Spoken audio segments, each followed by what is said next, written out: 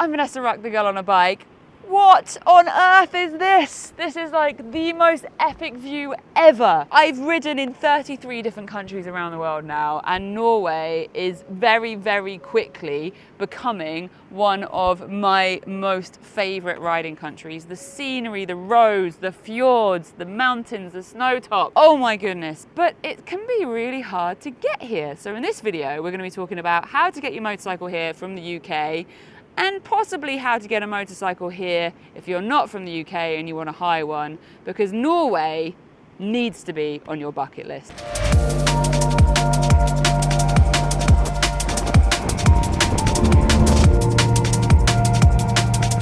So anyone not too familiar with Norway, we're on the north side of Europe, and from the UK, it is no longer quite as easy to get here as it once was. A few years ago, we're talking, a few years ago, there was a ferry that would go straight from north England across to Norway, boom, bish bash bosh, you were here. Unfortunately, that ferry has now stopped, and the possibilities of trying to get your motorcycle here mean many extra days to your trip. So I've done a lot of research alongside coming on the trip with Tour One and Gary France, who I'm here on the trip with, on the optimum way to get your motorcycle here from the UK. And this is really a balance of both your time and also your fatigue and your finances of getting here. So let's talk about how you can get to a scene like this with your motorcycle. Okay, right, first up, you're gonna need to pick your bike. Now, Norway has some absolutely incredible roads, twisties, hairpins, big open stuff. The terrain here is insane.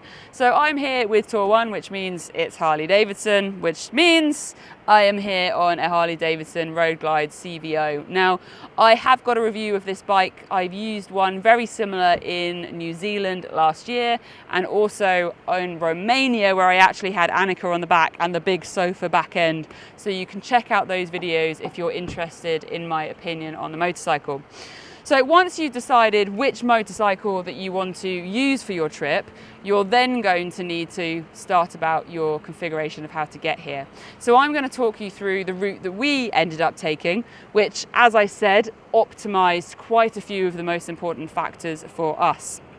So the first step is to get yourself to Harwich in the UK, where you're going to get a ferry over to Hook of Holland in Netherlands, Holland. That is an overnight ferry. There are 2 ferries a day, but if you take the morning ferry, then you're basically sat on a ferry all through the day, which is optimized riding time, and you're then going to need to book a hotel for the evening. So by getting the night ferry, we were able to sleep on the ferry and use the daytime for our riding. So if you want to check out that, it's the Stenaline Ferry. There's all the options on the website. It's worth bearing in mind that you can book an overnight cabin, which means you can have a good night and a sleep. There are 2 and single and multi-size cabins, and you can get food on the ferry.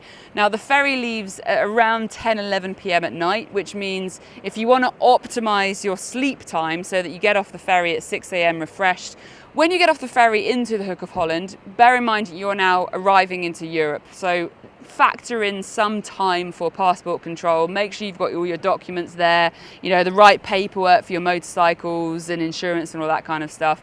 Don't typically get asked for that beyond just your driving license and your passport, but it's worth having it just in case. You don't want to have your trip ruined from day one just from simply not hitting print on a few documents.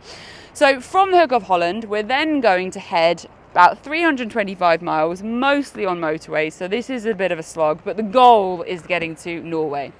And we're going to ride across Denmark and into Germany. I'd recommend looking at the Hamburg area. Hamburg has lots of different accommodation options for all different price ranges, and then you're going to stay there and do another day on the motorcycle, again around 325 miles, again mostly motorway. So it's an overnight ferry, 2 days of riding, and then another overnight ferry. So the next overnight ferry is the Fjord line, and that is going from Hirtshals. So Hirtshals is where you're going to be putting into your sat nav.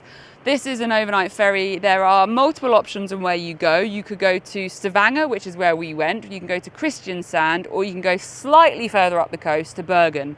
My recommendations is Stavanger. I will get you understanding why in a moment, so stay tuned.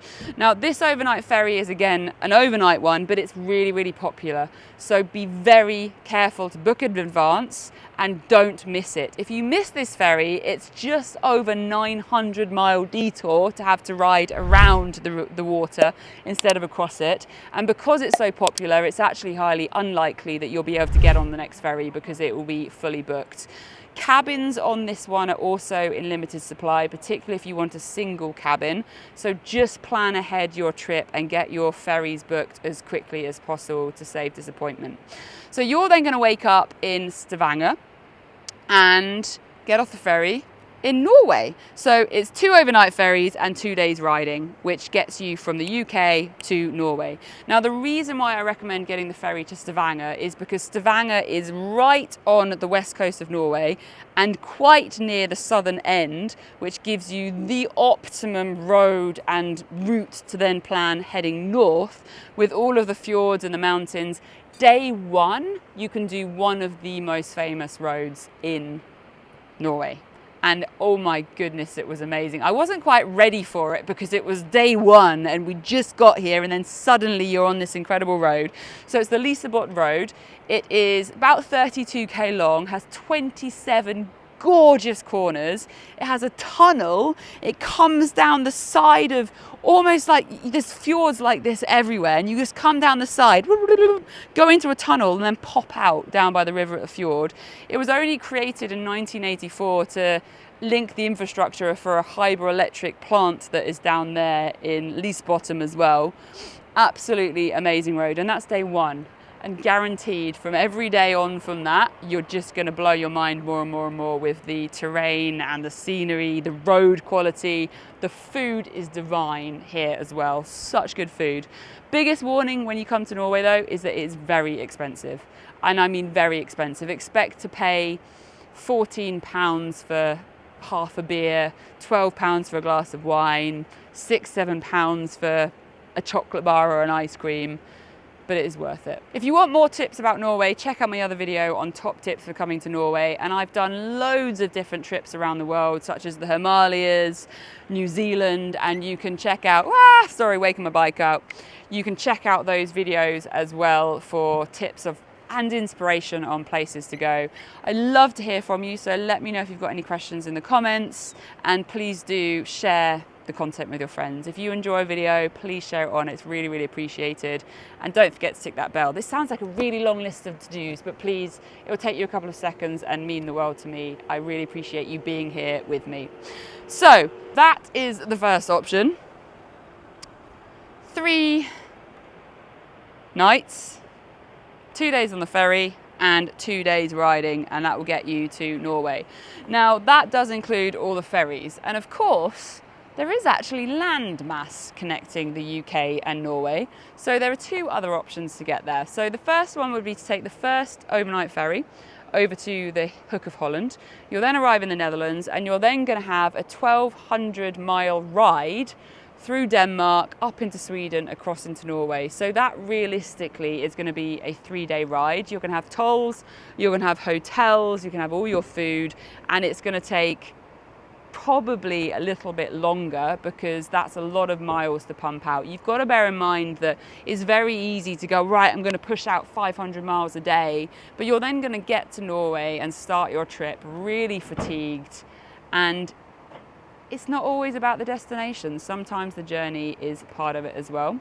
You could also get the Eurotunnel from Dover to Calais, which is the train where you can see the fishies out the window and like wave at Nemo as you go. That's only 20 minutes on a train. You'll pop out in Calais. That adds about 3.5 hours of riding to if you were to go to the Hook of Holland. And prices all vary for all of these trains and ferries depending on what time of year you're going. You're then going to have, again, a 27-hour ride all the way around to Norway. So you're probably understanding why we decided to go for the overnight ferries, the comfort of being able to keep moving towards Norway while you're sleeping on a ferry, and break it up that way. Hopefully this video has given you a little bit of inspiration and some knowledge on how to plan your trip to Norway. I'll make sure I put these details in the caption of this video as well, so you can see it all written down and pull that off. Let me know if you're planning to go to Norway. Let me know if you've done it a different way. Now, of course, if you don't have a motorcycle in the UK, this video is a little bit pointless. So what about the people coming from America or Australia or Timbuktu, which I realise is actually a place quite close to some people. So Mars, maybe you're coming from Mars and you don't have a motorcycle and you need to rent one. Now, there are places that you can rent in Norway, but you need to bear in mind that Norway is a very expensive country for people travelling to it. And so your rental cost getting a bike in Norway is going to be probably dramatically higher. So my recommendation would be to probably look into the Hamburg sort of region in Germany, hire a bike from there and then ride up that last leg and overnight ferry. And that's going to give you something a lot more economical for your trip. As far as what type of bike you want to ride, that's over to you. Do your research, find a rental place, but at least you now know somewhere slightly cheaper than Norway to get it and a way to get to Norway. Let me know if you've got any questions, comments or any other ideas on how to get to Norway. Maybe you have a teleport, because I would love a teleport. That would be very cool if it could fit my bike as well. I'm waffling. Vanessa Ruck, the girl on a bike, here in Norway. I'll see you in the next video.